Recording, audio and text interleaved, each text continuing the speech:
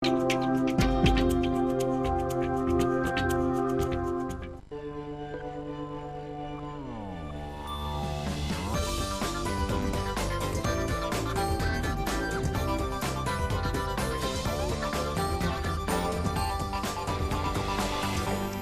selamat pagi pemirsa SBO TV. Pagi hari ini jumpa lagi dengan saya Walden di program Bincang Santai Solusi Rohani. Dan pagi hari ini saya mengajak Anda untuk memperbincangkan satu hal yang sangat penting. Seringkali kita putus asa karena setelah kita menjadi anak Tuhan pun kita masih jatuh di dalam dosa. Topik hari ini adalah bagaimana bangkit dari kejatuhan akan dosa. Saya bersama dengan narasumber Bapak Pendeta James Ong, Gembala Sidang GBI Mamat Rajani. Shalom, selamat pagi. Shalom, Walden. Nyantai sekali kita duduknya hari ini ya. Ya, Lebih apa ya? Lebih enak ya? lebih nyaman lah. Lebih nyaman. Apa kabar di bulan September ini? Pertengahan loh sudah. Kabarnya selalu dalam perlindungan Tuhan. Yes. Selalu diberkati Tuhan, selalu Amin. disertai oleh Tuhan. Dan bentar lagi kita akan merayakan Natal dan menutup tahun ini ya. Luar biasa. Haleluya. Pak James, topik yang menarik adalah bagaimana kita bangkit dari kejatuhan, dari dosa ya konteksnya. Ketika seseorang menjadi anak Tuhan, bahkan kemudian dia menjadi sangat aktif, beribadah dan bahkan mungkin melayani, ketika dia jatuh di dalam dosa, itu kan menimbulkan apa ya, rasa yang tidak nyaman buat dirinya sendiri. Bagaimana Anda memandang kasus yang seperti ini? Namanya aja jatuh. Ya, Sesuatu yang jatuh itu kan terasa sakit. ya, Ya. Dan kita bilang jatuh dalam dosa. Dosa itu memang nikmat awalnya. Tetapi akibat dosa itu kalau kita Itu yang jatuh tidak dalam nikmat. dosa itu yang pahit. ya, Ya, jadi makanya kalau kita lagi bincang-bincang pagi ini, mungkin ada pemirsa yang sedang menonton program kita Ya. hari ini. Saya ingin sampaikan begini, Walden. Jangan sampai kita tertipu gitu. maksudnya gimana? Pak Tertipu James? dengan dosa. Oke, Memang dosa itu menawarkan sesuatu yang nikmat, pada awalnya. ya kan? Firman Tuhan bilang air curian itu manis rasanya. Mhm. Dosa itu manis awalnya, tapi akibat dosa itu yang menyengsarakan, Mhm. pahit. Ya, Jadi kalau kita mau jatuh dalam dosa, saya merasa gini loh, jatuh atau nggak jatuh itu bukan secara tiba-tiba, Walden. begitu ya. Ya, Ada bukan- prosesnya. Nah, jadi jangan sampai bilang ini, saya nggak kepingin jatuh. Tapi ya jatuh sendiri. Nah, itu salah Siapa ngomongan. yang kepengen jatuh? Nah, ngomong gitu salah itu. Itu ngeles Nah, biasanya, Pak. ya, jadi seseorang bisa jatuh dalam dosa itu karena keputusannya dulu, keputusannya dia. Dia sendiri yang memutuskan. Ya, mungkin dari awalnya dia sembrono, Mhm. dia tidak mawas diri, Tidak hati-hati. tidak berhati-hati, mengabaikan teguran, Mhm. nah, Salah pergaulan. macam-macam kan. Itu kan merupakan pilihannya dia, Mhm. ya kan. Jadi kalau kita mau pilih jatuh dalam dosa, ya jatuhlah kita. Jadi jatuh itu bukan tiba-tiba, itu sudah ada proses yang lumayan panjang. Contoh misalnya jatuh dalam dosa perselingkuhan, disangka perzinahan, ada pengkhianatan. Ya, mosok sekarang Ketemu langsung jatuh. ya, nggak Kan nggak mungkin toh, ya kan. Itu kan cuman alasan aja gitu ya. Biasanya kan ada proses yang panjang dari membangun relasi hubungan kan, Nah, sampai kepada akhirnya jatuh begitu. jadi jatuh itu memang akhirnya penderitaan. Karena yang namanya jatuh itu kan ke bawah pasti ada rasa sakit, Ya. ada rasa ada luka di situ. Mhm. Dan bukan dirinya sendiri ya, orang di sekitarnya, keluarganya, istrinya, Ya, anaknya, terutama suami. dia, yang lain itu akibatnya. Betul, betul, betul. Gitu. Jadi tadi pertanyaanmu bagaimana kalau kita jatuh dalam dosa? Mhm. Ya, kalau saya bisa bilang kalau nggak harus jatuh, kenapa harus jatuh? Kenapa mau jatuh gitu loh? Begitu ya. Kalau kita memilih untuk nggak jatuh, ya lebih baik nggak jatuh. Begitu. Tetapi ketika seorang yang percaya kepada Tuhan, aktif dan lain sebagainya, jatuh dalam dosa, apakah Percaya itu sudah kepada dunia Tuhan. ini akhir, masalah ini sudah membuat dunianya berakhir begitu? Oh enggak, Ya. enggak. Semua belum berakhir. Jatuh dalam dosa, apakah pelayanannya berakhir, keluarganya berakhir, karirnya berakhir dan lain sebagainya? Ya, itu cara dia memandang tergantung dia. Kalau dia mau memandang dia putus asa dan memandang ini sudah akhir dari segala-galanya, ya udah Habis. lah dia.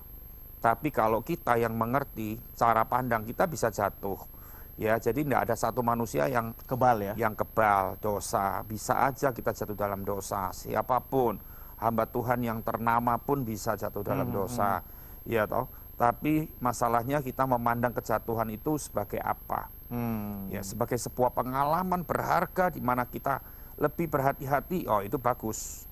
Iya, berhati-hati ke depannya. Ya, jadi tapi kalau kita memandang, oh ini, Wah, ini habislah saya. akhir dari segala-galanya, Tuhan jahat dan ini memang saya sudah ditentukan jatuh, ya sudahlah, Itu nyerah. konsep yang keliru. Nah, ini membuat seseorang itu menderita berkepanjangan sampai akhir hidupnya mungkin Jadi dari akibat kejatuhan itu. kejatuhan itu juga adalah sebuah pilihan, dan bagaimana mau bangkit atau Itu juga tidak itu juga sebuah pilihan. sebuah pilihan. Makanya hidup ini kan penuh dengan pilihan. Setiap hari kita memilih. Iya, ya. Kita mau pilih apa itu tergantung kita. Orang di sekitar kita boleh memberikan pendapat, tapi keputusan di tangan kita sendiri. Oke, baik Pak James, di sesi berikut saya akan tanyakan lebih lanjut ketika kita sedang dalam kejatuhan. Orang yang jatuh dalam dosa dan orang yang hidup dalam dosa itu adalah dua kondisi yang berbeda. Bagaimana kita sebagai anak Tuhan untuk menyikapi kejatuhan kita dan bagaimana kita bisa bangkit, dan setelah bangkit bagaimana kita bisa tetap standing firm, artinya kita berdiri teguh di dalam iman percaya kepada Tuhan dan hidup kita terjaga. Jangan kemana-mana, Bincang Santai Solusi Rohani kembali sesaat lagi.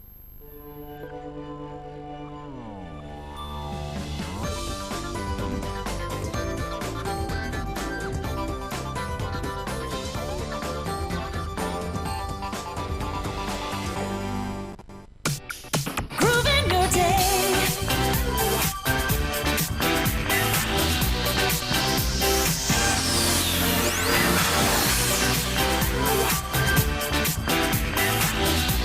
Hard Rock FM. Grooving your day.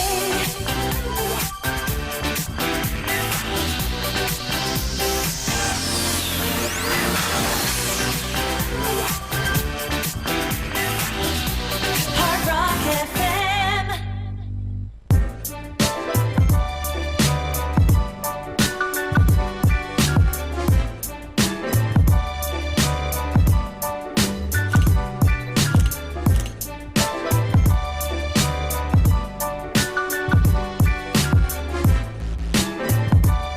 It's all about lifestyle It's all about healthy. It's all about beauty. and all about woman. Saksikan update cantik. Inspirasi perempuan masa kini.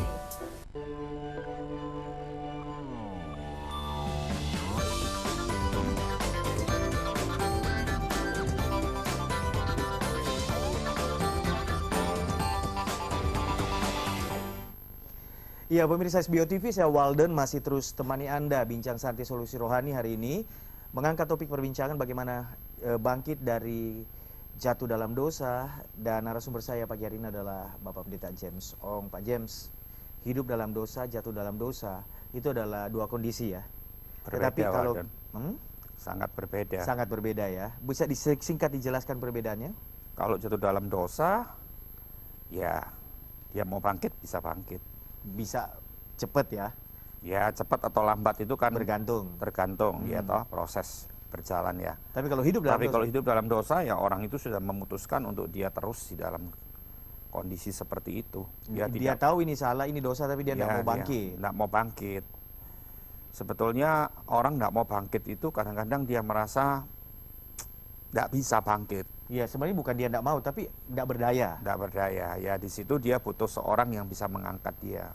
Oke. Ya, tapi maksud saya begini, nggak ada kata nggak bisa. Ya, apalagi di zaman sekarang. Iya. Mau ngomong nggak bisa tuh nggak ada Kenapa alasan. bisa begitu, Pak? Zaman modern seperti ini, Mhm. ya, kamu mau apa aja bisa loh sekarang. Hmm. Tapi bukan konotasinya bukan yang berdosa, bukan yang negatif. Hmm. Sekarang kamu ada orang mungkin bilang gini, saya nggak bisa makan, saya nggak punya kerjaan. Kalau itu ngomong 30 tahun lalu mungkin ya, Bisa diterima. tapi sekarang kalau dia ngomong seperti itu bukan nggak bisa, itu Dia karena kurang piknik berarti. karena dia malas, ya, dia nggak ngerti bahwa orang kalau mau berusaha pasti bisa makan. Di dunia Maksudnya sekarang ini kan internet sekarang yang zaman begitu maju ya. modern, online, online. semua orang mau cari pekerjaan apapun untuk bisa hidup itu Ya. sangat bisa. Kembali ke konteks perbincangan kita, orang tidak ada yang tidak bisa bangkit dari kejatuhannya, pasti bisa ya. Pasti bisa. Nah kalau misalnya ada orang yang betah hidup di dalam dosa, Ya, dia itu dia keputusannya ya. memilih seperti itu.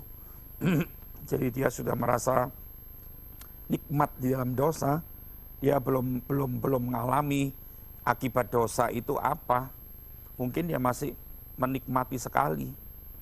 Tapi kan ujung-ujungnya pasti Penyesalan ya. penyesalan, sengsara, Oke. kehancuran, Ya. fatal, Ya, total. menurut Bapak Pendeta James Ong, kalau kita jatuh dalam dosa atau sedang hidup di dalam dosa, langkah apa saja yang perlu kita lakukan supaya kita dientaskan dari situ oleh Tuhan? Kalau kita jatuh, Ya, langkah yang pertama, kita harus pikirkan bahwa aku harus bangkit. ini salah. Ini aku Harus nggak sadar benar. dulu. Ya, sadar ya. Seperti anak bungsu di Injil Lukas 15, Walden. Iya, perumpamaan itu ya. Dia sudah lari dari rumah bapaknya, dia sudah hidup melarat, alami kejatuhan total loh. Bukan cuma kejatuhan secara materi, moral juga jatuh dia. Iya, tuh. iya. Hancur dia. Tapi akhirnya di ayat keberapa dari Lukas 15 dia bilang, dia menyadari keadaannya. Kok Bahwa orang menderita upahan, banget ya? orang upahan di rumah bapakku aja makanannya berlimpah-limpah. Kok aku miskin di sini? Menyadari keadaannya. Iya. Perlu nomor satu tuh sadar dulu. Berarti sadar dulu bahwa kita ini jatuh, kita ini sedang hidup dalam dosa gitu ya. Iya, sadar dulu bahwa dosa nggak ada yang nikmat akhirnya. Dosa nggak akan menjanjikan sesuatu yang baik. Ya sadar dulu, harus menyadari.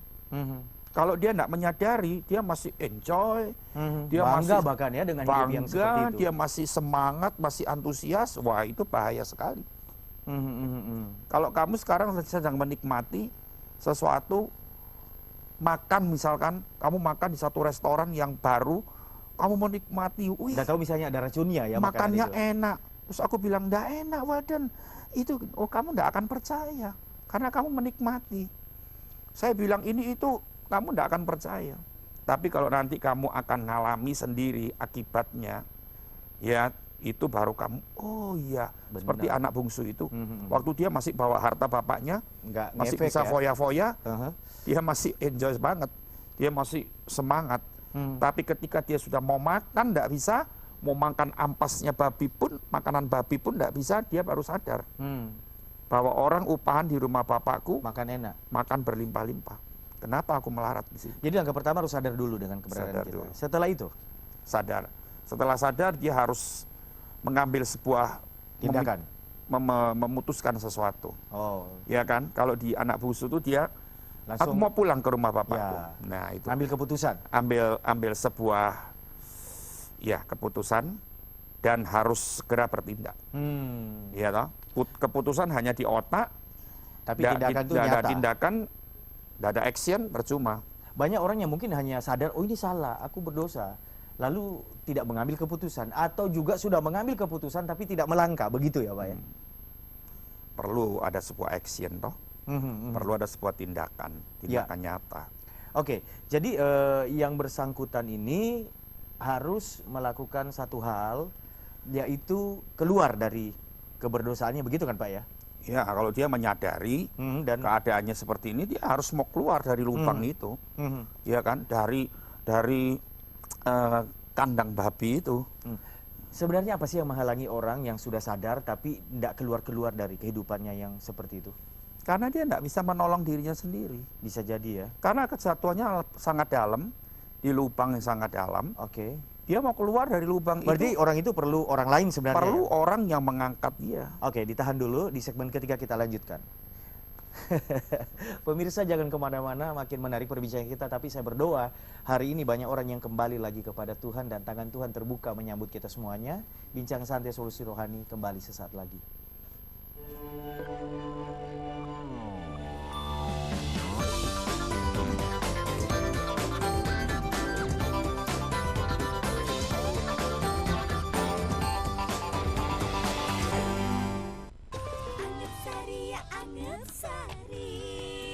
Yuk konco-konco Kediri, meriahkan dan ikuti Kampung Tentrem Anget Sari.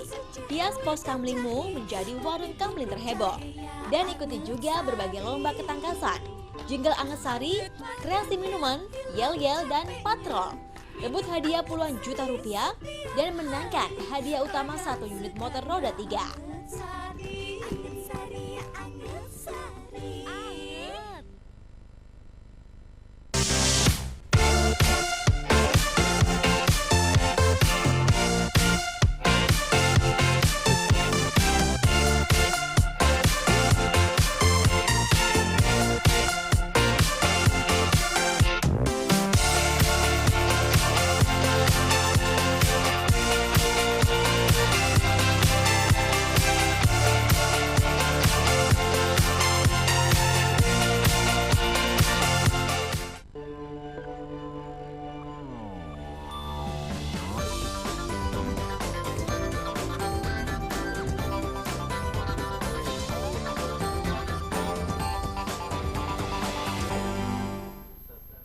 Saya Walden masih menemani Anda, pemirsa. Bincang Santai Solusi Rohani ada di segmen ketiga, mengangkat topik perbincangan bagaimana bangkit dari kejatuhan akan dosa. Saya bersama Pak Pendeta James Ong. Pak James, orang yang jatuh itu perlu orang lain yang mengangkat ya tadi ya di segmen sebelumnya. Dan orang lain itu siapa sebenarnya? Orang lain adalah seorang yang Bisa siapa saja? yang lebih kuat dari kita, Oh oke. ya kan? Lebih kuat apanya? Lebih kuat imannya kan pasti. Kalau Lebih dia rohani lah bisa dia kita jatuh bilang. dalam dosa itu kan bicara soal iman. Kalau imannya dia kuat kan dia pasti. mungkin jatuh. Nah, tapi sekarang dia sudah jatuh dalam lubang yang dalam, perlu seorang yang lebih kuat imannya untuk menolong dia. Bukan asal orang loh, Pak Adan. Ya. Jangan-jangan nanti kalau asal orang tambah Siapa saja, tambah menjerumuskan jatuh. dia, tambah lebih dalam lagi. Kalau lebih spesifik, apakah itu bisa gembala sidang kita, bisa pembimbing rohani kita yang dulu mungkin sudah kita tinggalkan, atau Bisa pemimpin sel grup kita, bisa koordinator. Kalau kita mungkin dulu di gereja kita sebagai tim praise and worship, Ya, ada gembala praise and worship itu, ada koordinatornya, mungkin dia, mungkin sahabat kita yang memang lebih rohani, Oke, lebih yang mungkin selama ini mendoakan kita, macam-macam, mengingatkan kita sebagai ya. kakak rohani, sebagai mentor secara rohani. Saya melihat di sini ada apa yang Bapak jelaskan itu mengarah kepada adanya keterbukaan. Iya dong. Kalau Betul, ya? kalau orang mau dibantu, kalau orang mau Diangkat keluar. diangkat kan ya harus terbuka. Hari-hari ini saya sedang menghadapi keluarga yang baru nikah 5 tahun, 4 tahun, 5 tahun. Hari ini sudah berpisah, ya.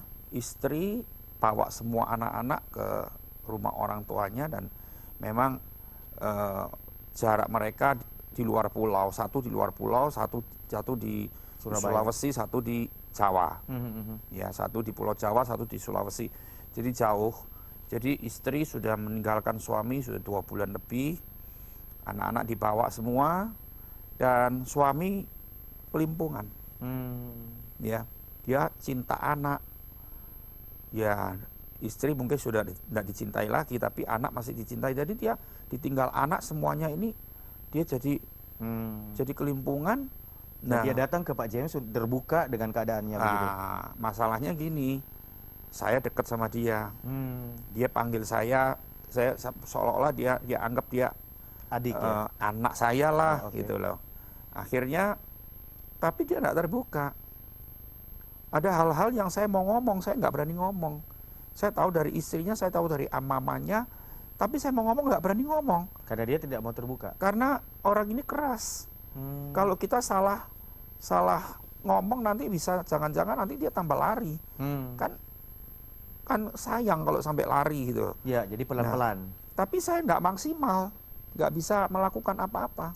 Jadi saya menangkap di sini kalau kita mau dipulihkan total, bisa keluar dari kejatuhan kita, terbukalah secara total. Iya, kan ada kata-kata keterbukaan itu awal pemulihan. Pemulihan, amin. Ya toh. Jadi keterbukaan itu bicara soal kejujuran. Ya sudah, dibuka apa adanya. Ya wong sudah jatuh kok. Nggak usah gengsi Disembunyikan. lagi, nggak usah malu lagi. Malu-malu buat apa? Ya. Lalu malah justru menutupi sisi-sisi gelap ya. Nggak Open menolong aja. kita, nggak menolong kita. Oke. Jadi ya sudah, kita seperti ini ya open. Tapi makanya kan kita tadi Tidak saya bilang sembarangan. nggak sembarangan. Orang yang lebih kuat imannya, kalau orang lebih kuat imannya kan dia nggak pasti ember omongannya. Oke. Mulutnya. Berarti setelah itu kan dibimbing nih, Dibimbing. disadarkan. Biasanya itu doanya ya doa pengampunan dosa Pak ya. Itu awal. Awal, setelah itu dibimbing. Ya kalau kan orang minta ampun dosa kan kadang-kadang cuman gini loh Walden. Kadang-kadang dipikir sudah selesai dengan itu. Enggak, karena gini. Karena kan saya dibilang dosa itu mengakibatkan kesengsaraan, mengakibatkan kemiskinan, bisa Banyak dampaknya. mengakibatkan macam-macam. Ya toh. Lah dia cuman nangisnya di saat dia miskin ini, Aha. saat dia jatuh ini, saat sudah semua keluarga meninggalkan dia, ya. Saat semua uang sudah nggak ada, dia hidup susah, hidup sengsara, dia miskin, Nangis, nyesal. ya kan, minta ampun dosa, Begitu dipulihkan, minta ampun dosa, ya. maksudnya supaya cepat-cepat bisa diangkat lagi, ya, bukan minta ampun dosa. Minta ampun itu kan akibat, sebetulnya orang bisa minta ampun karena dia menyesal. Betul, betul. Tapi kalau dia minta ampun cuman karena kepingin keluar dari kondisi yang seperti itu belum pertobatan yang sejati. Bukan total ya. Yang sejati itu artinya gini, kita menyadari keadaan seperti anak bungsu itu. Ini udah salah banget. Kita nyesel, kita sedih kok bisa seperti ini gitu keadaanku. Dan kita mau memang ingin keluar dari lubang ini dan kita Dan ini datang kepada melukai Tuhan. hati Tuhan, mendukakan Nah, Tuhan. kita minta ampun benar-benar karena kita kondisi kehancuran kita yang sudah parah ini, ya, dan dia menyesal dengan keadaannya ini, itu yang membuat orang bisa minta ampun. Oke. Jadi pengakuan dosa yang dimaksud adalah bukan hanya karena targetnya supaya pulih, tapi betul-betul menyesal akan dosa itu sendiri. Iya. Dan itu perlu orang lain dan tidak semua orang, tapi orang-orang yang memenuhi kriteria yang tadi Pak Pendeta James bilang tidak ember, ya, tidak baskom gitu ya. Ember, maksudnya mulutnya tidak bisa dipercaya. Sekarang kan begitu. banyak mulut yang ember. Bisa kemana-mana kan nanti. Rahasia orang dibuka di mana-mana. Oke. Nah, Tuhan memulihkan, tapi selanjutnya kan ada proses ya. Ada proses pembimbingan lagi. Nah, yang di segmen berikut yang saya mau tanyakan Pak James adalah setelah kita didoakan dan dalam masa pemulihan, bagaimana supaya kita tetap terjaga hidupnya, tidak jatuh lagi dalam lubang yang sama. Itu nanti akan saya tanyakan, dan pemirsa jangan kemana-mana. Kami kembali sesaat lagi.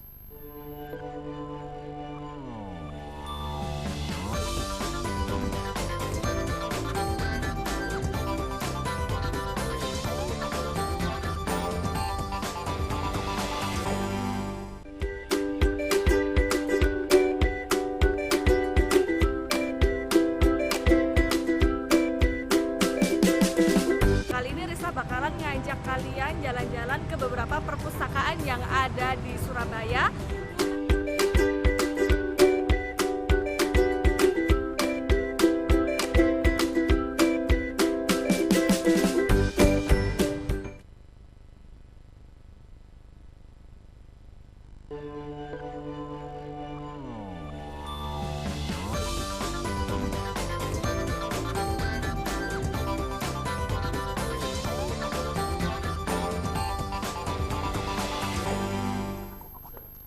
Ya, saya Walden masih bersama Anda. Kita ada di segmen terakhir untuk bincang santai solusi rohani hari ini. Bagaimana bangkit dari kejatuhan, dari dosa bersama Bapak Pendeta James Ong. Pak, ada yang mau disampaikan?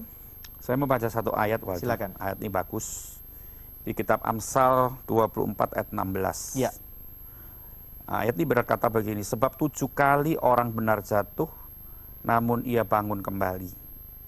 Tetapi orang fasik akan roboh dalam bencana. Wow. Ada perbedaan antara orang benar dan orang fasik. Jadi artinya gini loh, orang benar bisa jatuh. Bisa jatuh. Bisa jatuh. Bukan artinya kalau dia jatuh sudah tidak jadi orang benar. Ya, sudah jadi orang fasik, enggak. Masalahnya gini, orang benar dan orang fasik ini perbedaannya gini. Kalau dia jatuh, dia Cepat sadar. cepat sadar, dia pasti akan bangun. Ya, menyadari Tapi kalau orang keadaannya. fasik, jatuh dan udah diam di situ gitu ya. Iya, jadi artinya gini, seseorang kalau dia senang di dalam kejatuhannya itu, ya, dia sudah roboh dalam bencana. Kan saya tadi bilang dosa mengakibatkan bencana, mengakibatkan sengsaraan. Tapi dia sudah berkecimpung di situ terus. Ini namanya orang fasik nih, bukan orang benar ini. Tapi kalau orang benar yang jatuh, Bangkit. dia pasti menyadari Tadi 7 kali ya? 7 katanya? kali pun orang benar jatuh, dia kembali bangkit. Artinya Bangun kembali. bisa ada kemungkinan kita jatuh gitu. Tapi Tapi jangan sampai begini, oh enggak apa-apa lah jatuh, namanya manusia rapuh, mana ada manusia yang cukup kuat dan tahan banting.